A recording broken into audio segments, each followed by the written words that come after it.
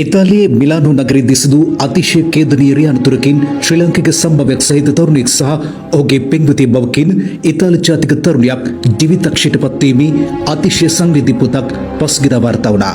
එකුත් මාර්තු මාස 20 වන සිකුරාදා සහ 21 වන සෙනසුරාදා අතර මැදියම් රාත්‍රියේ ගෙවි අලුයම 3:30 අතර කාලෙදී මිලානෝ නගරයේ නැගෙනහිර කලාපයේ මෙම බිහිසුණු අනතුර සිදුව තිබුණා. මේ අනතුරින් ජීවිතක්ෂයට පත්වෙත්තේ ඉතාලියේ ටස්කනි ප්‍රදේශයේ ලුකාහි කපන්නෝරෙහි පදිංචි සිටි 23 හැවිරිදි මිතුම් සංදීප පෙරේරා කුරණගේ නැමැති ශ්‍රී ලාංකික තරුණයයි. එසේම මෙම අනතුරින් අවුරුදු 20ක් වයස එල්සා තෙදෝරා නැමැති රොමේනියානු සම්භවයක් සහිත ඉතාලි ජාතික තරුණියත් ජීවිතක්ෂයට පත්ව තිබුණා.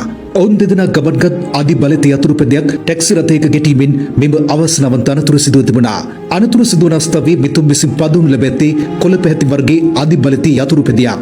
මිලානෝ ප්‍රාදේශීය පොලිසිය සහ රථ වාහන ශිෂ්‍ය කරන ලද මූලික විමර්ශනවලට අනුව මිතුම් සිය යතුරුපැදිය ඉතා අධික වේගයකින් පදවා තිබෙනවා. එම අවස්ථාවේ අදාළ මංසන්දී රථ වාහන ආලෝක සංඥා පද්ධතිය නිසි පරිදි ක්‍රියාත්මක වෙමින් පැවති අතර යතුරුපැදිය ගමන්ගත් දිශාවට රතු ආලෝක සංඥාව දැල්වී තිබුණා. එහෙත් වේගය පාලනය කර ගැනීමට හෝ රතු සංඥාවට අවනත වීමට අපොහොසත් වී ඇති යතුරුපැදිය හරස් මාර්ගයේ වෙත වේගයෙන් ඇතුළත් වී තිබෙනවා. ඒ සමගම නිවැරදිව ධාවනය වූ ටැක්සි රථයක යතුරුපැදිය අතිශය දරුණු ලෙස ගැටී තිබුණා. මේ ගැටුමේ ප්‍රබලත්වයේ කෙතරම්දත් 61 හැවිරිදි පුද්ගලෙක් විසින් පදවන ලද එම ටැක්සි රථය මාර්ගයේ පසෙක වූ ට්‍රෑම් රථ නැවතුම් පොලක් අසලින් පෙරළී ගොස් තිබුණා. අධිබලිත යතුරුපැදියක් මෝටර රථයක ගැටී එම රථය පෙරළී යාමට තරම් එම අනතුරේ ස්වභාවය දරුණු වී තිබුණා. ගැටුමත් සමග යතුරුපැදියේ ගමන්ගත් මිතුම් සහ එල්සා යන තරුණියවල විට ගණනාවක් ඈතට විසි වී ගොස් මාර්ගයේ මතට වැටී තිබුණා. අනතුර සිදු වී මිනිත්තු කිහිපයක් ඇතුළත 118 හදිසි ගිලන් රථ සේවා සහ වෛද්‍ය කණ්ඩායම් පොලිසිය මෙන්ම ගෙඩි නිවන බටයන්ද එම ස්ථානයට ළඟා වී තිබුණා. කෙසේ වෙතත් ඒ වන විටත් එම තරුණියවලගේ හෘද ස්පන්දනය නතර වී තිබුණා. ඔවුන්ගේ සිරුම් පුරා සිදුව තිබූ බරපතල තුවාල සහ කම්පන හේතුවෙන් ඔවුන්ට යලි පණ දීමට වෛද්‍ය කණ්ඩායම් ගත් සියලු උත්සාහයන් ව්‍යර්ථ වී ගොස් තිබුණා. එනුව ඔවුන් දෙදෙනාම අනතුර සිදු ස්ථානයේදීම ජීවිතක්ෂයට පත්ව ඇති බවයි තහවුරු වුණේ. අනතුරින් කම්පනීන්ට සහ සුළු තුවාලවලට ලක් වූ ටැක්සි රථය රියදුරා මේ වන විට රෝහල්ගත කර තිබෙනවා. ඔහුගේ තත්ත්වය බරපතල නොවන බවයි වාර්තා වන්නේ. පොලිසිය විසින් අනතුරට අදාළ CCTV දර්ශන සහ ටැක්සි රථයේ සමීප කර තිබූ ඩෑෂ් කැමරාවේ දර්ශන මේ වන විට පරීක්ෂාවට ලක් කරමින් සිටිනවා. යතුරුපැදිය රතු ආලෝක සංඥාව නොසලකා ධාවනය කිරීම අනතුරට ප්‍රධාන හේතුව බව එම දර්ශන මගින් තවදුරටත් තහවුරු වෙනවා. මෙම ඛේදවාචකයේ මියගිය එල්සා තියදුරා ඉකුත් පෙබරවාරි මාස 9 වෙනිදා සිය 20 වන උපන්දිනය සමරා තිබුණා. ඇය වෙළඳසැලක සේවය කරමින් සිට ඇති අතර මීළඟ වසරේදී අලුවිකරණ පිළිබඳව උපාධියක් හැදෑරීම සඳහා මුදල් ඉතිරි කරමින් සිටියා.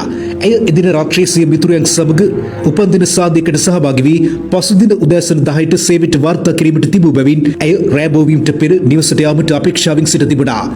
අනෙක් පසින් මියගිය මිතුම් සංදීප සතිය දිනවල දේපළ වෙළඳාම් ආයතනයකත් සතියන්තයේ බාමන්වරයෙක් ලෙසත් රැකියා දෙකක නිරත වෙමින් සිය අනාගතය ගොඩනගා ගැනීමේ අරමුණින් එකුත් ජනවාරි මාසයේදී මිලානෝ වෙත පැමිණ තිබුණා. එල්සාගේ මිතුරයක් වන ඇනා හරහා මීට සතියකට පමණ පෙර මිතුම් සහ එල්සා හඳුනාගෙන තිබෙනවා.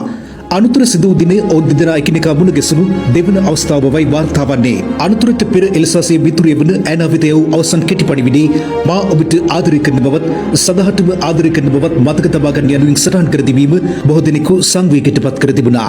මෙම අනතුරින් මියගිය මිතුම් සංදීපයනු හුදෙක් සාමාන්‍ය තරුණෙක් පමණක් නොව ශ්‍රී ලංකාවට කීර්තියක් ගෙනා දක්ෂ බලල ක්‍රීඩකයෙකු මනුර ලංකා කුරණගේගේ වැඩිමහල් පුත්‍රයයි.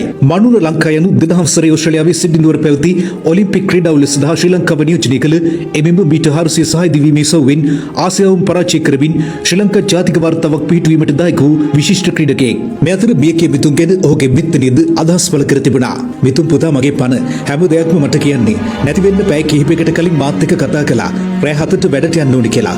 වැඩ ඉවර වෙලා ලොකු අම්මලාගේ ගෙදර යනවා කිව්වා. එහෙම කියපු මගේ පුතා මෙහෙම නොයන ගමන් යයි කියලා හේනකින්වත් මං හිතුවේ නෑ. මිතුම් පුතාගේ අම්මගේ අම්මා මම අම්මටත් වඩා හැම දෙයක්ම කියන්නේ මට.